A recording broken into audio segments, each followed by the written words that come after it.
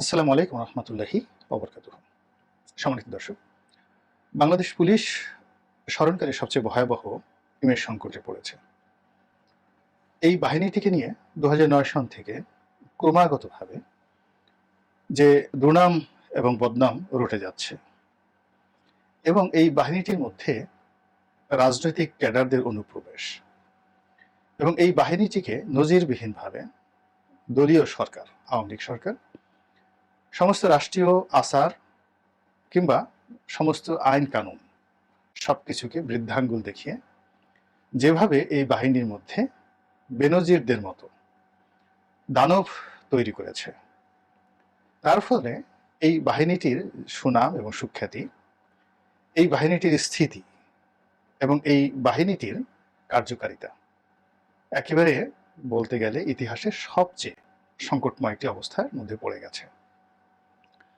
এমনি পাকিস্তান জমানা থেকে পুলিশের বদনাম ছিল। এই পুলিশই বায়ান্নর ভাষার আন্দোলন ঘটিয়েছে, তারা গুলি করেছে। এই পুলিশের গুলিতে নিহত হয়েই ৬৯-এর গণ অভ্যুত্থানের অভ্যুদয় হয়েছিল, যখন ঠিক ওই সময়টিতে শহীদ মতিউর, সেই নবকুমার ইনস্টিটিউটের ছাত্র, তিনি নিহত হয়ে যাওয়ার পর সারা বাংলাদেশ জ্বলে উঠেছিল। এরপর রাজশাহী বিশ্ববিদ্যালয়ের যে প্রথিতযশা শিক্ষক শামসুদ্দোহা, তো তিনিও এই পুলিশের গুলিতে নিহত হয়েছিলেন।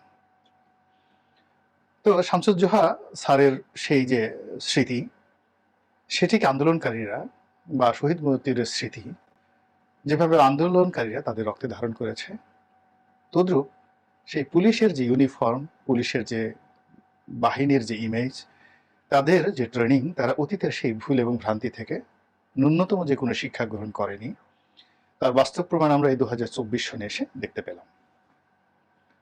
অর্থাৎ অতীতে যেভাবে ছাত্ররা আগুনের স্ফুলিঙ্গের মতো তাদের আন্দোলনের যে শক্তি, সেটি নিয়ে রাজপথে ঝাঁপিয়ে পড়েছে, এবং যখন রাজনৈতিক শক্তি ভয় পেয়ে গিয়েছিল, রাজনৈতিক শক্তি একেবারে অসংগঠিত হয়ে পড়েছিল, কিংবা তারা সমস্ত সাহস শক্তি হারিয়ে কুঁজো হয়ে পড়েছিল, ঠিক সেই সময়টিতে ছাত্ররা কিন্তু জাতির নেতৃত্ব দিয়েছে।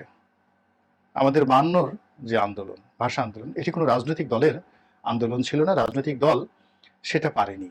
তখন সত্যিকার অর্থে মোহাম্মদ আলী জিন্না, যাকে কায়েদে আজম বলা হতো, জাতির পিতা, তো তার সেই ব্যক্তিত্বের সামনে দাঁড়িয়ে, পাকিস্তানি শাসকদের সামনে দাঁড়িয়ে, মুসলিম লীগের যে প্রতাপ, তার সামনে দাঁড়িয়ে এই বাংলার কোনো রাজনীতিবিদ, জাতীয় রাজনীতিবিদ ওভাবে সামনে সেই এ জমানার যে বীরশ্রেষ্ঠ, সেই বীরশ্রেষ্ঠ যিনি সেই সবার সামনে জাতিকে সাক্ষী রেখে ২ হাত প্রসারিত করে নিজের সিনাকে উঁচু করে জাতির সামনে তুলে ধরে যে সাইদ আত্মাহুতি দিলেন, ঠিক একইভাবে কিন্তু যেই সালাম, রফিক, বরকত, জব্বার, তারাও সেই ৫২ ভাষা আন্দোলনে আত্মাহুতি দিয়েছিলেন। তারপর ৬২-তে যে ছাত্র আন্দোলন হলো, সেখানে একই অবস্থা, এবং ৬৯-এর যে গণ অভ্যুত্থান, সেটাও কিন্তু শুরু করেছিল ছাত্ররা। পরবর্তীতে জাতীয় নেতৃবৃন্দ সেখানে অংশগ্রহণ করে এটিকে সার্বজনীনতা দিয়েছিলেন। ঠিক এখন এই অবস্থাতে কিন্তু বাংলাদেশে ঠিক সেম ঘটনাটি ঘটছে, অর্থাৎ ছাত্ররা পুরো জিনিসটিকে অর্গানাইজ করেছে, ম্যাটেরিয়ালাইজ করেছে, শক্তিশালী করেছে, এবং পরবর্তীতে তারা জাতীয় যে রাজনৈতিক নেতৃত্ব রয়েছে বা রাজনৈতিক দলগুলো রয়েছে, তাদের সাহায্য চেয়েছে, আপামর জনসাধারণের সাহায্য সহযোগিতা চেয়েছে, অভিভাবকদের সহযোগিতা চেয়েছে, শিক্ষকদের সহযোগিতা চেয়েছে, এবং তারা সবাই এই ছাত্রদের আহ্বানে কম বেশি সাড়া দিয়েছে। ফলে কি হলো, এইরকম একটা উত্তাল পরিস্থিতি জুলাই মাসের শেষ সপ্তাহে আমরা বাংলাদেশে দেখলাম, যেটি সমসাময়িক কালে যারা জীবিত আছে তারা কেউ দেখেননি, তারা কেউ দেখেনি। একটা নতুন ইতিহাস তৈরি হয়েছে। বিভিন্ন হিসাবে ২১০-এর উপরে মারা গিয়েছে পুলিশের গুলিতে, পিটুনিতে, এবং আরো অন্য বিভিন্ন কারণে। আর হতাহত হয়েছেন অসংখ্য। কতজন যে গুম হয়েছেন তার কোনো এখনো ইয়াত্তা নেই। গ্রেপ্তার হয়েছেন, কেউ বলেছেন ১১,০০০, কেউ বলেছেন ৯,০০০, কেউ বলছেন ৭,০০০। জেলখানাগুলো একেবারে কানায় কানায় পূর্ণ। আর ব্লক রেড দিয়ে আরো গ্রেপ্তার করার জন্য যে তোড়ঝোড় করছে পুলিশ, তার ফলে কি হচ্ছে, পুলিশকে নিয়ে এই বাংলার ইতিহাসের সর্বনিকৃষ্ট যে গুজব এবং সবচেয়ে ভয়াবহ যে বিদ্বেষ এবং ঘৃণা এবং মানুষের মনে অবিশ্বাস তৈরি হয়েছে এবং এটা ক্রমাগতভাবে বাড়ছে। এবং এটি পুলিশের যারা কর্তা ব্যক্তি তারা কতটুকু সচেতন রয়েছেন আমরা বলতে পারবো না, কিন্তু আমরা যারা সাধারণ জনগণ, আমরা যারা এখন এই দেশকে ভালোবাসি এবং এই দেশের প্রতিটি ইট বালু সিমেন্টকে যারা ভালোবাসি, মাটি কণাকে যারা ভালোবাসি, এ রাষ্ট্রের পুলিশকে ভালোবাসি, বিজিবিকে ভালোবাসি, সেনাবাহিনীকে ভালোবাসি, বিচার বিভাগকে ভালোবাসি, এরপর সেই চকিদার থেকে শুরু করে দফাদার, জমাতদার, তহসিলদার, এই রাষ্ট্রের যত কর্মকর্তা কর্মচারী রয়েছেন যাদেরকে আমরা আমাদের কষ্টার্জিত অর্থ দিয়ে বেতন দিই, তাদের সবাইকে ভালোবাসি। এর কারণ হলো এদেরকে ছাড়া এই রাষ্ট্র চলবে না, এদেরকে লাগবে।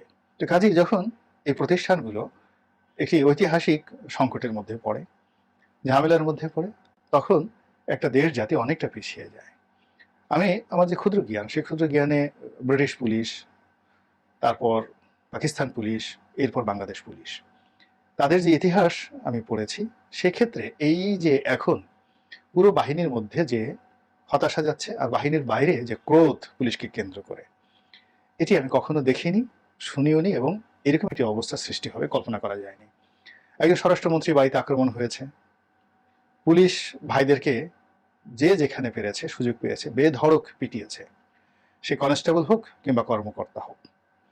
অনেকের পোশাক খুলে নিয়েছে এবং একজনকে মেরে সে একেবারে ক্রুশবিদ্ধ করে যীশু খ্রিস্টকে যেভাবে টানিয়ে রাখা হয়েছিল ঠিক সেইভাবে তাকে টানিয়ে রাখা হয়েছে।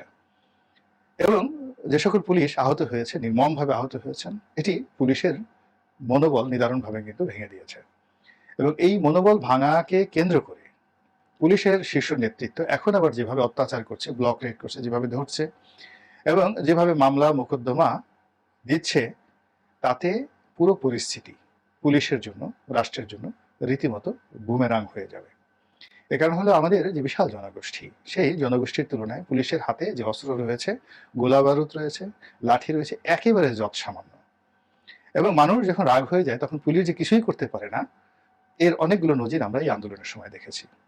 এখন সেনাবাহিনী এনে কারফিউ দিয়ে যে একটা স্বাভাবিক অবস্থা তৈরি করার চেষ্টা চলছে, সেই স্বাভাবিক অবস্থাকে অস্বাভাবিক করে দিচ্ছে পুলিশের উগ্রতা, তাদের ভুল সিদ্ধান্ত এবং পুলিশের মধ্যে অবিমৃষ্যকারী কিছু দানব রয়েছে, যাদের বিচার, বিবেক এবং বিবেচনা এগুলো ক্ষমতা, অর্থ, লোভ, লালসার কাছে পরাজিত হয়েছে। তারা অনেকে কি বলছে এবং অনেকে কি করছে, এটি তারা নিজেরা এখন আন্দাজ করতে পারছে না, যেভাবে অতীতে বেনজিররা আন্দাজ করতে পারেনি।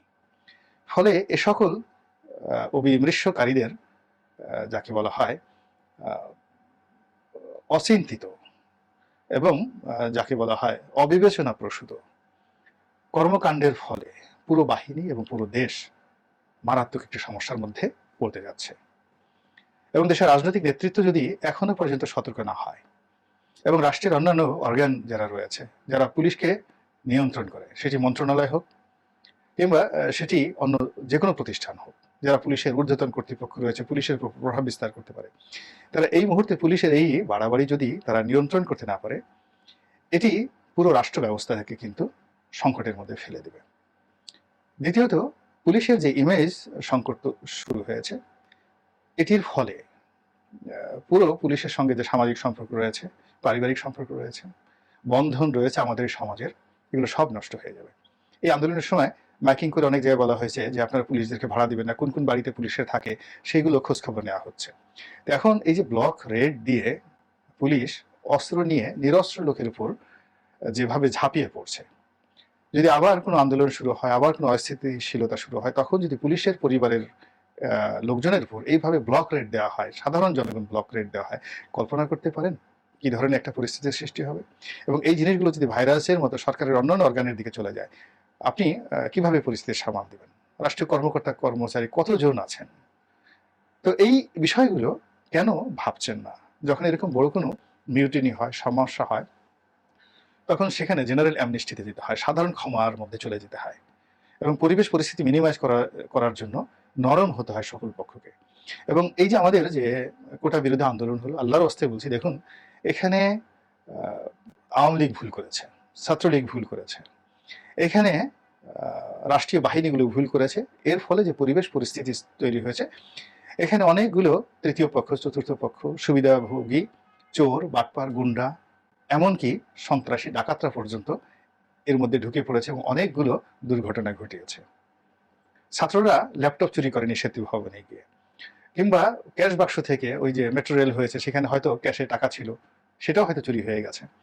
তো এরকম অনেক কিছু ঘটেছে, কিন্তু শুরুটা হলো কোত্থেকে? কজ রুট যেটাকে বলা হয়, ঘটনাটা শুরু হলো কোত্থেকে? শুরু হলো জেদাজেদি থেকে, অজ্ঞানতা থেকে, অহমিকা থেকে, দম্ভ থেকে, এবং সেটির প্রধানতম হাতিয়ার হিসেবে কাজ করেছে পুলিশ বাহিনী এবং সরকারের সেই যে রাইট হ্যান্ড হিসাবে, দক্ষিণ হস্ত হিসাবে, বাম হস্ত হিসাবে পুলিশ যেভাবে কর্মকাণ্ড করে আসছে, সেটি এই সময়টিতে এসে সবচেয়ে বেশি ঝুঁকির মধ্যে পড়েছে।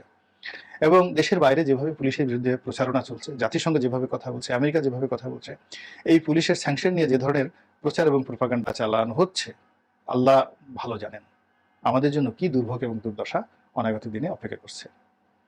আল্লাহ আপনাদের সবাইকে হেদায়েত দান করুন, আমাদের সবাইকে সুস্থ রাখুন, নিরাপদ রাখুন, এবং এই দেশের প্রতি তার খাস রহমত এবং বরকত নাজিল করুন। আসসালামু আলাইকুম রহমতুল্লাহি ওয়া বারাকাতুহু।